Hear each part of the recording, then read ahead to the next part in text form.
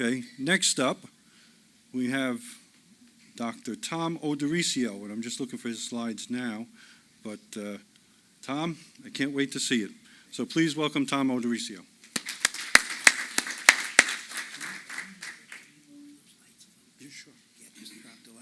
Ask him to drop the lights because. Watch out for this. Okay. Yeah. See if you can do me with a little darker light. It doesn't matter. These are several of these are new. This is a new talk for me. Several of these slides are specially made for this. When I went to get them, they told me that these will be very special AT&T slides. They will reach out and touch the group, and so. When I went to pick them up and I got the bill, I got kissed. So it was a very tactile thing. Well, you know, this is what we heard this morning was spectacular, and I think what impressed me so much was the different disciplines were reaching over into the common ground of neuroendocrine, and to hear their speak from their perspective is unique. And you really heard a group of focused specialists, part of the neuroendocrine tumor teams. Leanne's talk on the nutrition was one of the best I've heard. Dr. Labudi on surgery was outstanding. Dr. Malloy's work with the spheres was superb. And it really helped me because I was thinking, well, repetitio est mater studendum, you know, repetition is the mother of learning, but it's really more legal and it's res ipsa loquitur. Each of those talks spoke for themselves. And so what I'm going to do in the first part, I'd like to, let's see if I know how to use this thing. Oops. How do you go forward? Let's see. Right arrow, here it is. Got it. Hope that shows up. Yeah, that's a little squash, but it gets the term across. What I'll do is show a timeline that began for me in terms of putting this history together of neuroendocrine therapy about 18 years ago. And I finally got it completed at Iowa after in the last 5 or 6 years. And we'll just briefly look at a few pictures of the people that I think made a huge impact in the field of neuroendocrine tumors, and then happily, let's see if I got this thing right here. Here it is. Pardon me a second here.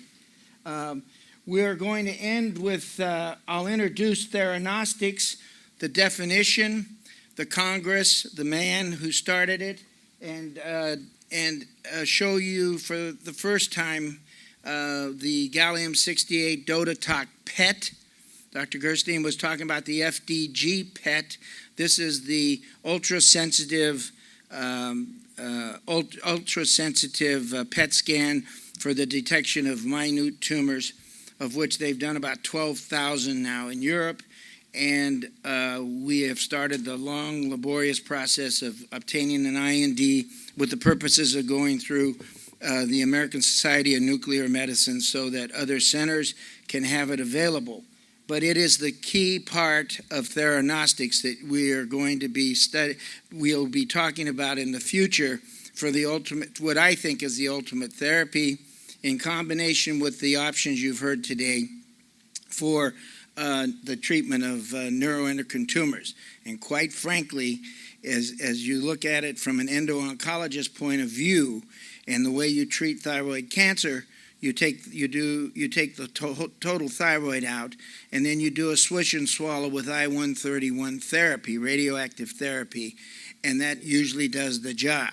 And once we have this in the United States as an FDA, it will be the number 1, 2, and 3 procedure to do the surgery, and then I think the theranostic part of it would be the lutetium erythrium-90 therapy.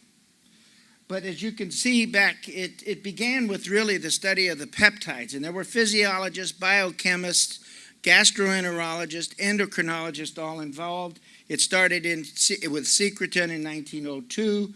And then insulin was purified and given to Leonard Thompson in 1921. And believe it or not, 70 years ago, almost to the date, I-131 radioactive therapy, the first therapy, isotope therapy used in humans was in 1930.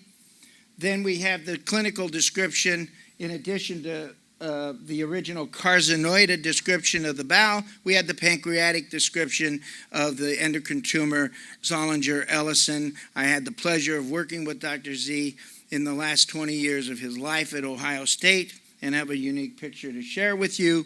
Gastrin was purified in 1961 to the frustration of Dr. Zollinger, who knew it was gastrin but was unable to purify it. And we'll show a picture of Gregory, who did purify it and who met the first patient that was described in 1955, Miss Ivory Wheeler, with her permission. Then I think the next thing that was happening in terms of binding, receptor binding, was the description of the radioimmunoassay, and in 1967, radiopeptide receptors were identified, and thus began the peptide binding to its natural receptor, and then ultimately the description of somatostatin, the native peptide, then octreotide, an 8-amino acid mer of the original somatostatin, and that was done by Janos Plesch and his group. Then octreoscan quickly thereafter was the radio-labeled, and it was a surrogate for the radiotherapy that we know today. And now the gallium-68 DOTATOC is no longer a surrogate, but it's the actual peptide, which has its receptor, which carries, the only thing different is the substitution of what do you use. Do you use a gallium-68 to give a picture, or and quantitative, or do you use lutetium, or do you use yttrium?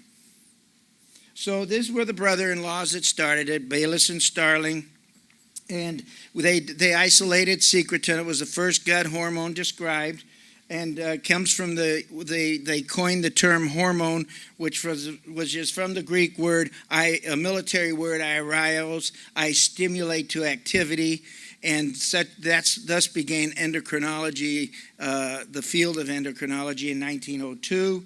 It was for Edkins, J.S. Edkins, a prominent physiologist at the time, who really described gastrin physiologically.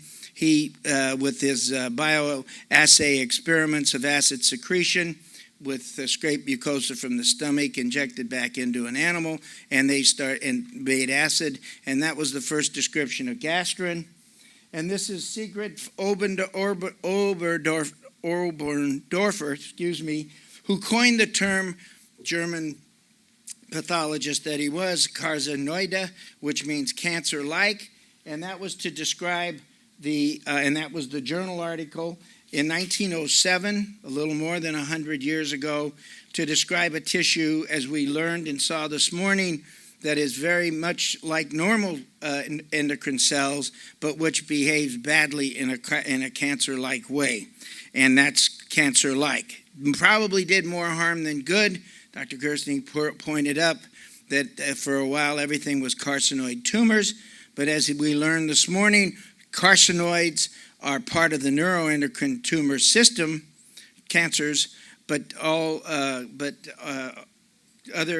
not the dump. They're part of neuroendocrine tumors, and not all of them. And the pancreatic tumors, as we heard also this morning, make up the other part of the vast majority of the carcinoids that we see in our practice. And this was for Banting and Best. You may have seen this picture. It was published in January at the 60th anniversary in the New England Journal of Medicine. Best was a medical student, and Banting was the director of physiology, who was out pheasant hunting, actually, and McLeod was the person that injected the dog. The dog's name is Maggie, and Maggie has no pancreas. So they gave an extract of insulin at that time, and the dog did very, very well and lived a considerable period of time. But actually, there's a plaque in the University of Toronto on the top building where the lab was, and commemorating this picture and the injection of purified insulin from sheep into an animal, and subsequently into the first patient, Leonard Thompson. Now, I actually visited that spot, and in Toronto at that time it was kind of rainy. And while I was standing probably where Best was, on the left, the guide was talking about this momentous occasion and how this dog, had urinated so much until the insulin was given because he had diabetes. And I tried to close my eyes and picture back how it must have been. And I honestly felt a warm, wet sensation on my right leg. I don't know for sure if that was real or not. But now here was Zollinger, Robert Zollinger and Ed Ellison in 1955 described the first two cases of the pancreatic endocrine tumors associated with the ulcerogenic syndrome, bleeding ulcers, and a tumor that was probably making gastrin, but Zollinger was never able to show that. But he was of the mind that once he had the tumor from his two patients, one was a 17-year-old who I had the pleasure of taking care of for 20 years after Zolly asked me if I would mind keeping up with her. She was part of a multiple endocrine neoplasia 1 family, as it turned out. And the only thing Dr. Zollinger had done was take out the stomach, the target organ, and the patient Miss Wheeler did extremely well for an extended period of time. She was 17 when the tumor was resected. And this is Gregory on the left and Victor Mudd on the right. Between the two people, they isolated probably 14 of the peptide hormones that we knew of at the time. And Gregory got the tumor from Miss Ivory Wheeler. And after he isolated gastrin and identified it as gastrin in 1961, he measured the tumor for gastrin and was able to show it. On a visit to Ohio State University, Gregory met Miss Wheeler. It was a very powerful moment, actually, and I've tried to find the age of Miss Wheeler out at the time that this was taken. I believe it was in the mid or about the middle or 70s that he visited. But Miss Wheeler never required octreotide, although she had extensive metastasis in her liver. Her stomach was gone, so she made no acid, but she had metastasis that did not seem to grow. It just seemed to stay the same. I had the fortune of measuring all the assays at the time at Ohio State, and one of the peptides that I measured was somatostatin, and we later showed that she was co-secreting from her tumor both gastrin in high amounts and somatostatin in high amounts. And the tumor stayed stable for many years. She died at the age of 63, was fully employed and working. So from the age of 17 to the age of 63, Miss Wheeler did very, very well. Finally, this is a slide of Werner Creutzfeldt, who was a pioneer. He was a board-certified German endocrinologist and gastroenterologist who spent a great deal of his academic life studying the gastroenteropancreatic peptides, one of which we heard a little bit about from Lee Ann, which is called glucagon-like peptide 1. Sometimes it's a marker for colon neuroendocrine tumors, but this peptide has been shown to be extremely important as an incretin, which is released by glucose from the intestinal tract and augments the release of insulin from the pancreas. And he saw the first drug available for this, the GLP-1 peptide, Januvia, and he also saw the mimetic GLP-1 called Byetta, which some of you may be familiar with, are the new generation insulinotropic peptides for type 2 diabetes mellitus. But more importantly, he was a monstrous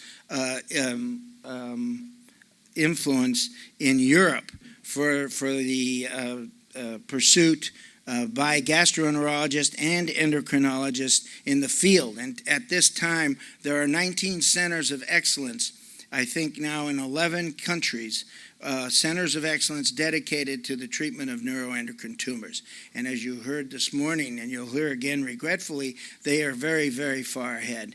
And that is the system they have with these centers of excellence in neuroendocrine tumors. Now we go, and you have this on your slide, This is our schema, and I'm not going to show all the options. I'll allude to them, show you one paper in surgery, show you a couple of papers on the biochemical markers that I think are very, very important. I call them my tea leaves. But you can see the schema begins with the subject, with the patient, and over on the right side is our neuroendocrine tumor registry. We now have 1,300 registrants with signed informed consent to put them forward prospectively in our database. They also sign that we can use their tissue for staining, special staining for DNA repair, for staining of SST2 receptors. And on the left is our tumor board, which we work through the Department of Surgery. Our endocrine surgeon, Dr. James Howe, is the chairperson. And then we start with knowledge about either an Octria scan, and now you see the gallium-68, and therein we go forward with an algorithm of care, which almost always involves somatostatin congeners. In this case, it's octreotide, and soon we'll have lanreotide depot in the United States, which works just like a subcutaneous pump because it gives a nice fixed, steady level. Over to the left is the most important box for us, and that's surgery, surgery, surgery. As Zollinger used to always tell me, the only way to treat these tumors are with surgery, surgery, surgery. On the right, we heard some phenomenal work with the Y90, with the hepatic artery embolization.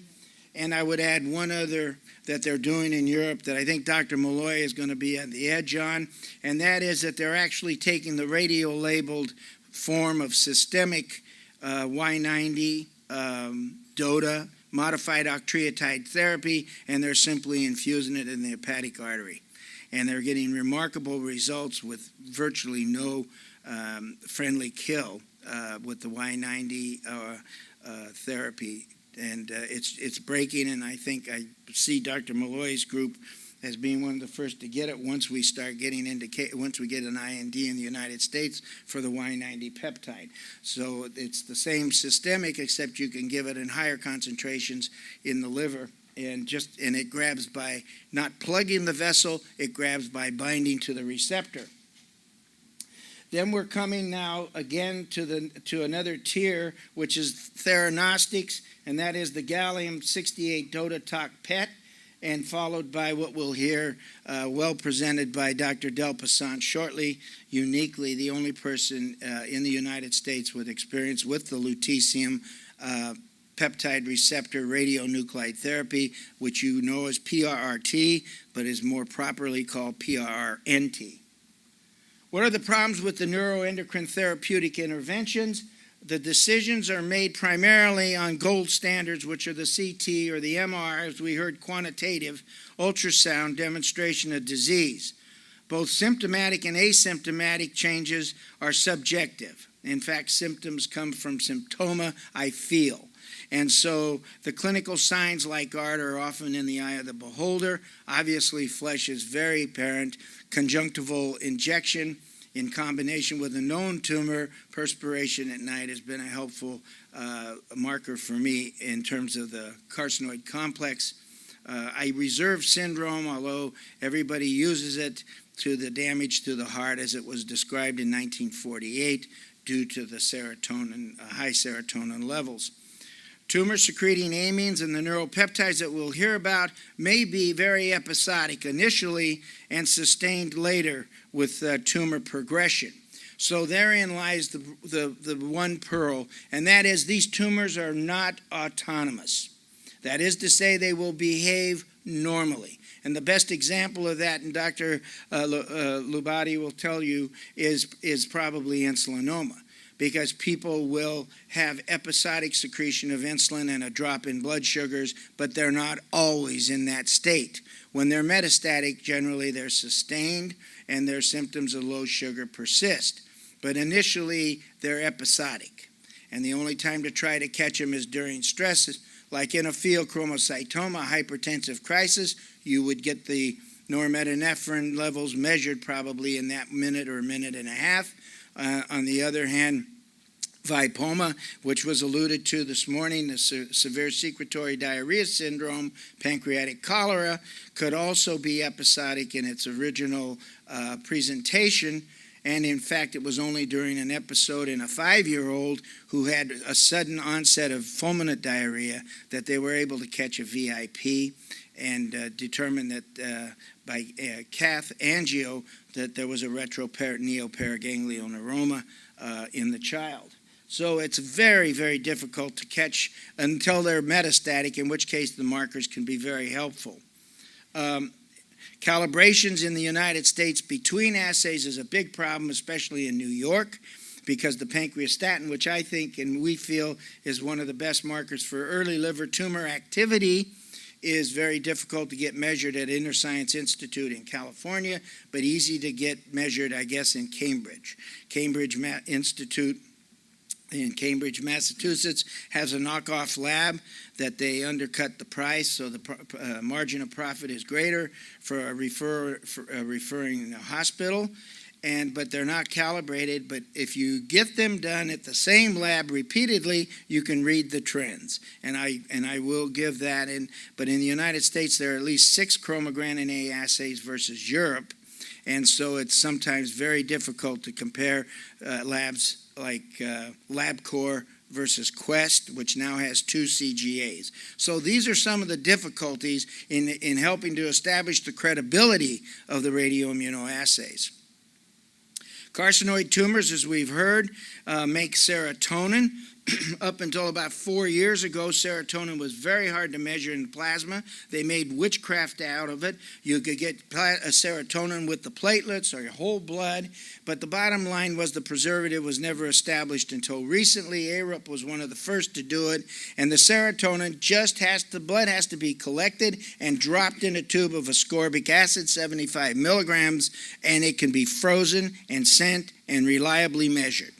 And that's been part of the problem. Dr. Gerstein's one of the very first medical oncologists I've heard say that he routinely measures serotonin. Serotonin is exquisitely sensitive, and it's not specific until we know that you have a carcinoid.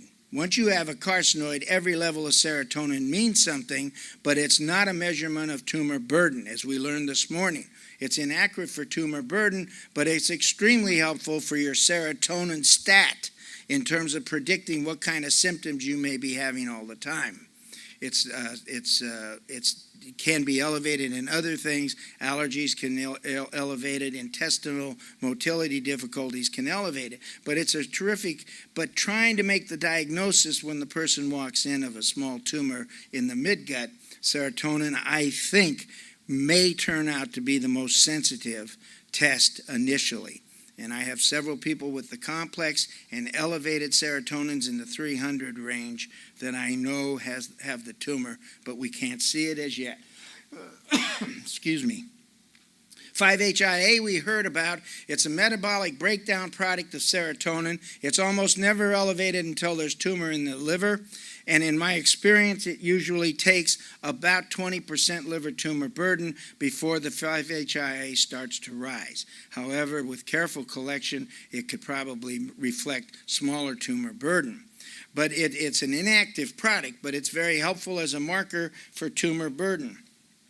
It's best measured by a special test, and it's almost never elevated without liver mets. In fact, the most interesting thing, if you recall, when Prozac and Zoloft came by a few years ago, and their serotonin reuptake inhibitors, I must have had 20 consultations with 5-HIAs ranging in the 6 being normal, in the 8 or 9 or 10 24 milligram dose. In other words, the reuptake inhibitors were causing an elevation of systemic serotonin levels that were breaking down in the kidney and raising 5-HIA, and they thought that there was a tumor.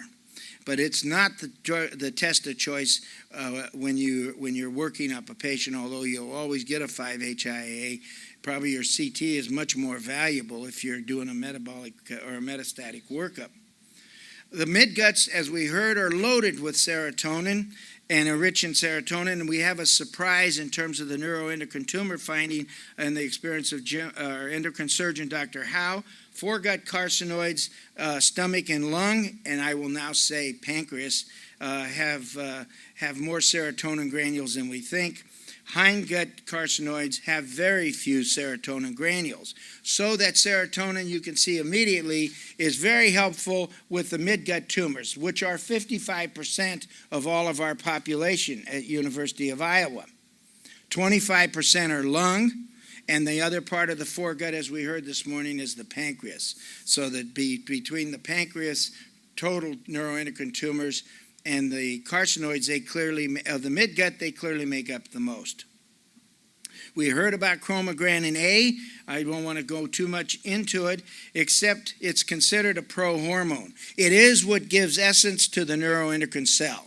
Instead of morphology only now, we use the stains of chromogranin A and synaptophysin. NSE took a beating early on because of its nonspecific nature.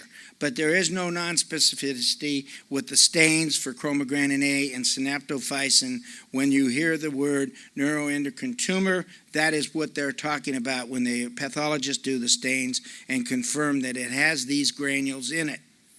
Chromogranin A is very important for that third line. It's converted to a smaller peptide, a smaller hormone called pancreastatin. And that therein lies one of the most important values of the chromogranin A with metastasis to the liver. Pancreastatin reflects, we believe, liver tumor activity very, very early, and we're finding it's usually only when the tumors are in the liver that you have the formation of pancreastatin from the chromogranin A. We try to stay with the same lab with chromogranin A, as I told you. It may be elevated, as we heard this morning, with severe hypertension, renal disease, gastric acid suppression particularly. Excuse me, I'm sorry. I'm going to need a glass here at the rate I'm going. Sorry. Validation of neurokinin A assays in U.S. and Europe. I'm going to only speak about pancreastatin and neurokinin. We've heard about serotonin. Thank you very much. I'm sorry. And this is something that we just completed, and it'll be out shortly. Gene Wollering was the force behind it, but Inner Science Institute cooperated with the Belfast labs in Northern Ireland. And our assay is virtually identical assay, different parts of the world. And the values, the raw numbers are superimposable. And because of that, we now have a standardized European assay with the neurokinin A assay. And this is the one I would add very strict caution to, that it should be done at Inner Science Institute in California and not necessarily Cambridge or whoever else does it in the United States. And this is the reason. These are raw values comparing blinded sample bloods between Belfast labs and Inner Science Institute, and the coefficient is way up at 0.87 or 0.88. The number that we're using for the upper limit of normal is 50. And if you look at a Kaplan-Meier survival curve, a neurokinin A value of less than 50 bodes very well for behavior of the tumor. I'm talking about midgut tumors. And an NKA value greater than 50 bodes for more aggressivity. What we now know or are starting to appreciate is that you can perturbate the neurokinin A. Even after the tumor is out, if neurokinin A jumps, then you know the tumor is going to start behaving more aggressively. There's just no doubt about it. And if you can bring it down into normal, you've reestablished the regular type 1 course of a neuroendocrine tumor. That's how good this predicting assay is on either in Ireland or in the United States. This is a paper we did with Joy Ardill, the person who established the first neurokinin assay. And, oops, I'm sorry, I apologize. Let's see, I think that was, what did I just do? Oh, I went way too far. Yeah, Joy Ardill. And what she showed with this patient studied in months was these are the neurokinin A levels, somatostatin, and then alpha interferon, and over time the neurokinin A. And this was a patient who had a resected midgut tumor, and the patient responded extremely well with her neurokinin A's staying well under the range of 50 for many, many months. and she actually stopped the interferon, neurokinin A rose again, and the CT showed change. So it looks like an exquisite marker. You don't have to have the tumor in. We believe it's a very important predicting marker for midgut tumors. This is the pancreastatin work we did, and I'll just move right there. This is the assay for it. It's an exquisitely sensitive assay, and the point about pancreastatin is if you look at the units on the assay, when you get the units back, it's measured in picograms per mil, 10 to the minus 12 grams. When you look at chromogranin A, it looks like an Earth person. It's in nanograms, a whole log order 3 less nanograms versus picograms. So it's much more sensitive for change. And this is an example of a patient who, with intervention, dropped the pancreastatin, and it slowly rose, and as it was rising, the CT scan was showing changes in the liver, and nothing happened to the chromogranin A because of sensitivity, and nothing happened to the 5-HIAA. Clearly, the pancreastatin level was calling this as liver tumor activity. And we believe that because of the sensitivity of the pancreastatin, 100 times more than the CGA, it may well reflect smaller, earlier changes of neuroendocrine tumor liver activity and progression before even CT will show it sometimes. In summary, the chromogranin A's reflect total tumor burden, as Dr. Gerstein said today, when metastatic, and will reflect both tumor burden for pancreatic and midgut ileal tumors, total throughout the body. Neurokinin A is a predictor for aggressive midgut ileal tumors and may be a predictor of a diagnosis, as we'll see at the end, and pancreastatin may be an early marker for liver tumor activity. I really want, in light of the excellent talk we heard from Dr. Labate, that to talk about the value of resection of primary tumors even when there's metastatic disease. This is one of the first ones in the United States by Pommier and Givi, and what they show was resection of the primary neoplasm should be considered for carcinoid patients with liver metastasis, even among those whose neoplasms are asymptomatic. So that was one of the very first papers talking about the value.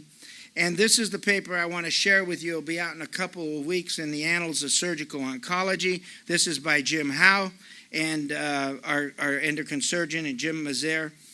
And what he did was something unique. He compared the clinicopathologic factors in 113 patients with resected pancreatic and resected ileal neuroendocrine tumors from our institution. So he did a toe-to-toe comparison of 9 factors between the pancreatic and the ileal.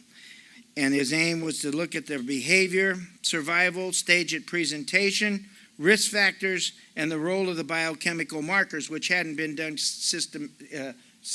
consistently. Now you have the table there. All of these differences are statistically significant. But what I want you to see is, as you would expect, there's more serotonin in the ileals. I-nets means ileal, P-nets means pancreas.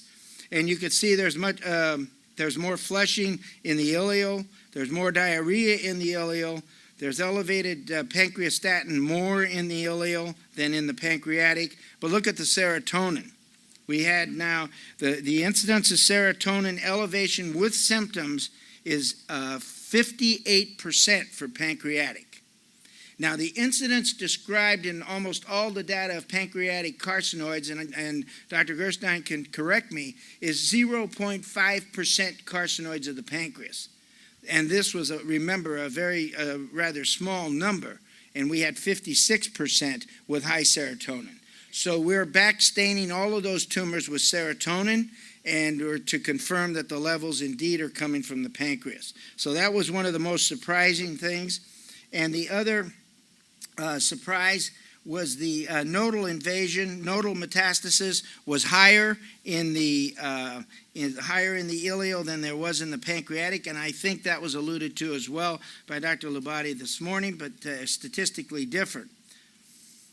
The conclusion was serotonin and pancreastatin are valuable in finding unknown primaries. And pancreatic neuroendocrine tumors have unexpectedly high serotonin, which was surprising. Aggressive surgical approach and multidiscipline team, which we've heard again, benefit the survival.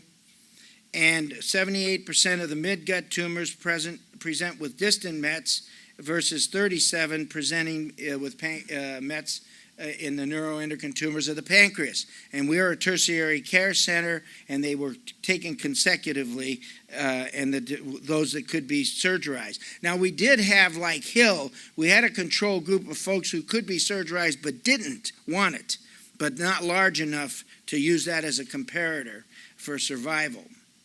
And I'm just going to go right now to, and this, I'll just mention this paper, which was alluded to by Dr. Malloy. This was the work out of, I'm sorry, I'm going to go right here. The work by Dr. Salem. Dr. Salem was one of the first to report the series with the Y90 spheres from Northwestern. He did 148 patients. And you've heard great, you've seen the results today, and I don't want to, they're on your sheets. And his conclusion was Y90 microspheres to the whole liver or lobe with single or multiple fractions are safe and produce high response rates, as we heard, even with extensive tumor burden, as we heard. We're back now to the theranostics. Theranostics is described as the molecular targeting of vectors, which can be used for both therapies and diagnoses when modified accordingly. And I had to hold my hands together for about 3 days with Dr. Del Passant and Bod Burka to understand that concept.